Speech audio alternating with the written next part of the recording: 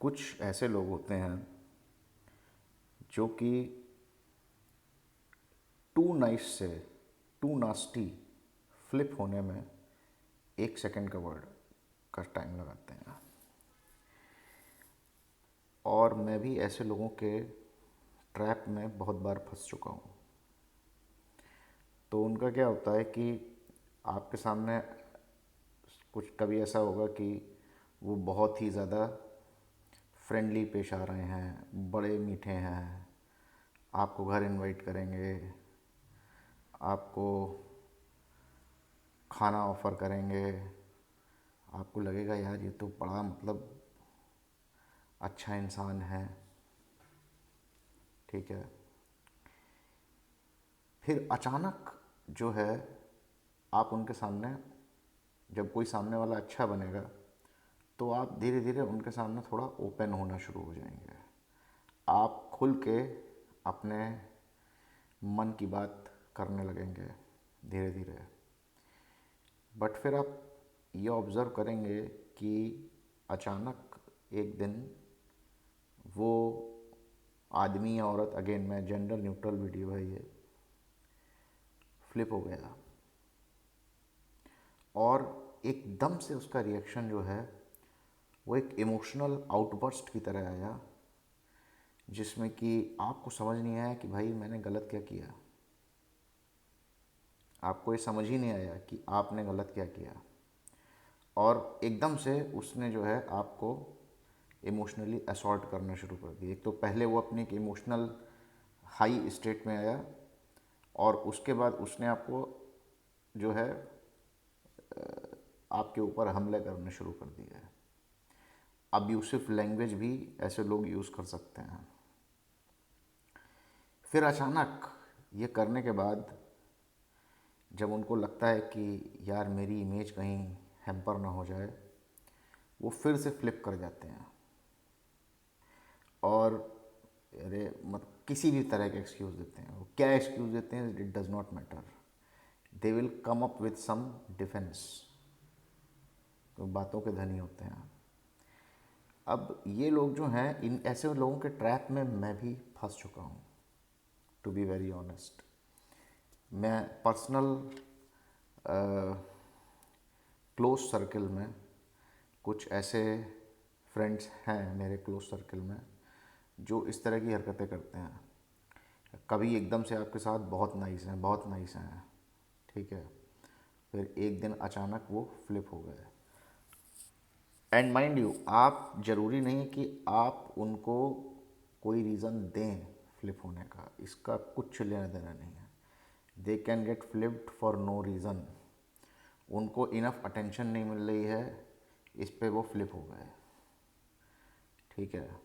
उनको कोई भी छोटी चीज़ उनके मन की नहीं हुई, वो फ्लिप हो गए।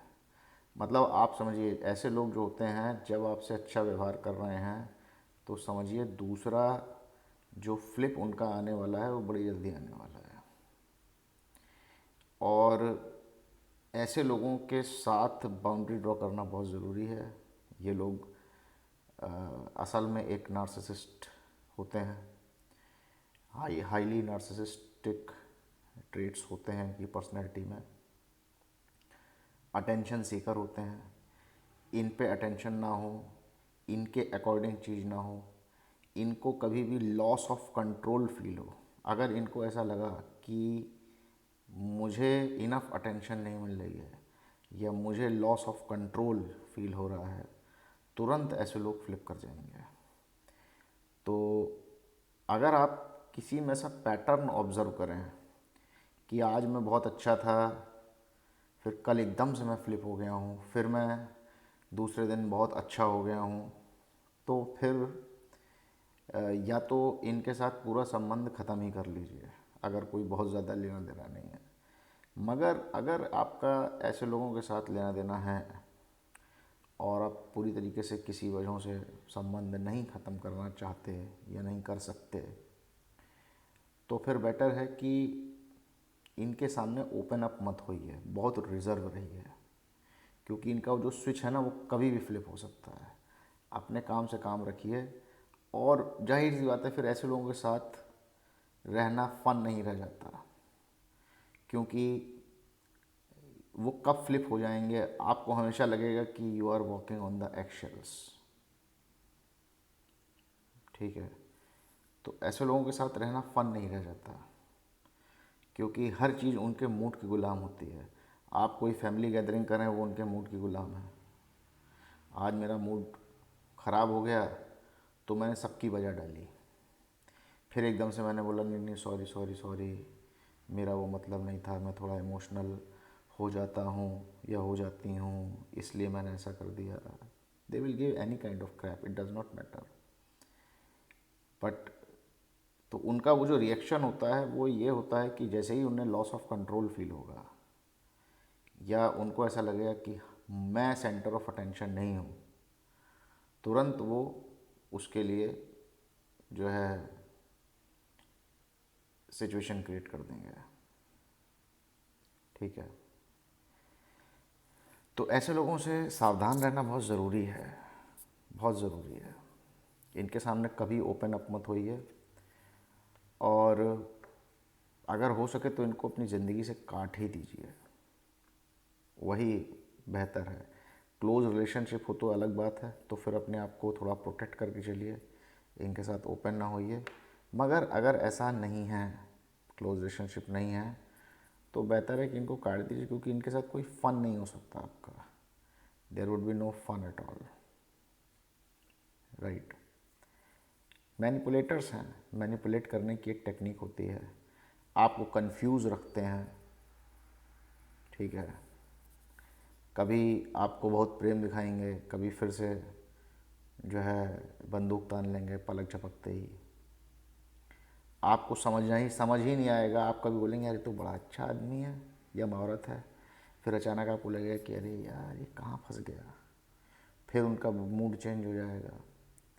तो अगर आप ये पैटर्न ऑब्जर्व करें ना, तो समझ जाएं कि यार दाल में कुछ काला है, ये इस आदमी का पैटर्न है। अच्छा, एक बात मैं इसमें और भी ऐड कर लूँ कि अक्सर लोग इस बात पे कंफ्यूज हो जाते हैं, वो बोलते हैं नहीं यार वो दिल का अच्छा है सामने वाला। देखो, दिल का अच्छा ऐसा हो सकता है कि वो ये काम जानबूझ के कर रहा हो, और ऐसा भी हो सकता है कि वो काम अनजाने में कर रहा हो, वो उसका उसका चरित्र हो। ठीक है, उसके संस्कार ऐसे हों। बट दोनों ही परिस्थितियों में कुछ फ़र्क नहीं है। जैसे सांप आपको अनजाने में काटता है तो वो सांप ही ना, उसको गले में थोड़ी डाल देंगे। सांप आपको जान के थोड़ी काटता है, सांप की आपसे कोई पर्सनल दुश्मनी नहीं है। उसके सर्टेन इंडिकेटर्स हैं, उन इंडिकेटर्स को अगर आपने रेड कर दिया तो वो आप पे हमला कर देगा कि तुम मेरी विसिनिटी में ना हो, तुम मेरे ऊपर पैर ना रखो, मुझे तुमसे थ्रेट ना फील हो। ठीक है, उसको ये सेंस नहीं है कि मुझे हो सकता है जो मेरी रेंज में आ रहा है अटैक की, वो एक बच्चा हो सकता है, बेगुनाह आदमी हो सकता है। नहीं, उसको ये सेंस नहीं है, उसके सिर्फ इंडिकेटर है, वो सब काम अनजाने में कर रहा है। तो ऐसे ही ये लोग भी हो सकते हैं, दो कैटेगरी हो सकती हैं। एक कोल्ड ब्लडेड कैलकुलेटेड कर रहे हैं, और दूसरा है कि ये सबकॉन्शियस लेवल पर ही ऐसे हैं। तो जैसे ही इनका सबकॉन्शियस ऑब्जर्व करता है कि यार मैं सेंटर ऑफ अटेंशन नहीं हूँ, या मैं मेरा जितना कंट्रोल होना चाहिए सिचुएशन पर उतना कंट्रोल नहीं है, तो अचानक उनकी जद में जो आ जाएगा, फिर उस पर अटैक शुरू हो जाएगा। ये एक एनिमल इंस्टिंक्ट है बेसिकली। ठीक है, ये एक एनिमल इंस्टिंक्ट है। उस अर्ज टू अटैक वो प्रोसेस नहीं करना जानते हैं, उसको रिस्ट्रेन करना नहीं जानते हैं। अगर अर्ज हो गई है तो हो गई है, अब हमला करना है सामने वाले पर। तो ऐसे लोगों से थोड़ा बच के रहें। धन्यवाद।